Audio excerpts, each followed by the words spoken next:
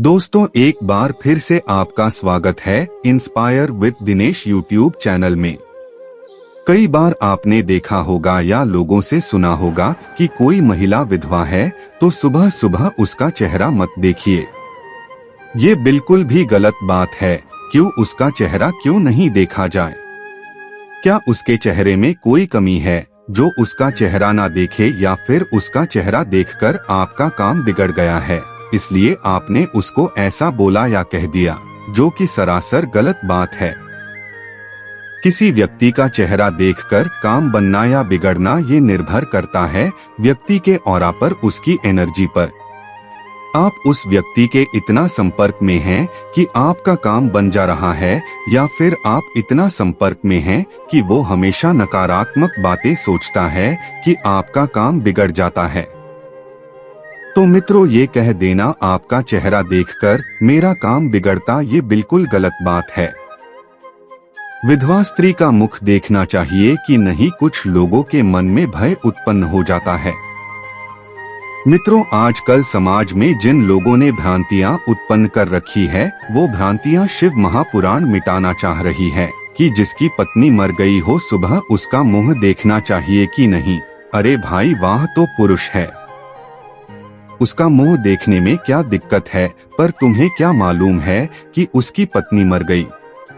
अगर वो बिंदी लगाता, मंगलसूत्र पहनता, सिंदूर लगाता तो समझ में आता कि उसकी पत्नी जिंदा है या मर गई। पर बिंदु भी नहीं, मांग में सिंदूर भी नहीं है। पर स्त्री का पति मर जाता है तो लोग साधारण सी भाषा में कह देते हैं कि सुबह सुबह मुंह दिख जाए तो अपशगुन होता है। जन्म ईश्वर ने दिया है तो मृत्यु भी ईश्वर ही देता है। तुम किसी का मुख देखकर यह निर्णय नहीं ले सकते गलत है या सही है। यदि मित्रों इस प्रकार से सुबह सुबह मुख देखकर अपशगुन सगुन होता तो मेरे राम जी महाराज, उनके पिता दशरथ जी भी स्वर्ग सिधार गए थे।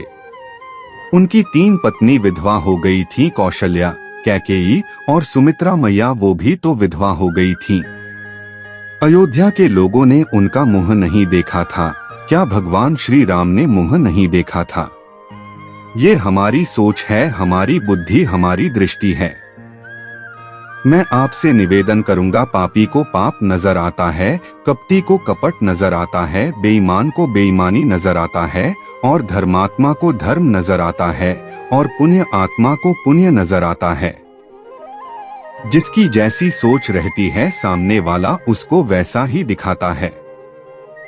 अगर मान लिया पति मर भी गया तो पत्नी को परमात्मा ने जीवित रखा है। क्यों रखा है? कि जाने वाला तो चला गया है, परंतु पत्नी जितना दान करेगी, भजन करेगी, पुण्य करेगी, भगवान का स्मरण करेगी। जैसे मित्रों, पति नौकरी करता है और नौकरी करते करते मर जाता है तो पत्नी को आधी तनख्वाह आती है, उसी तरीके से पति के जाने के बाद पत्नी को जो पुण्य मिलता है उसे आधा काट कर उसके पति के खाते में जाता है।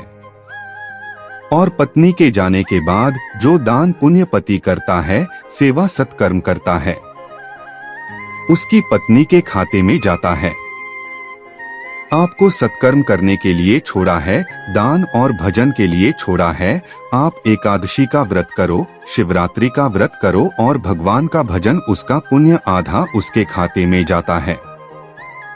मित्रों, जब पति पत्नी दोनों साथ रहते हैं, दोनों साथ में पूजन करते हैं और पत्नी व्रत करके बैठी रहती हैं, तब भले खाते में ना जाए।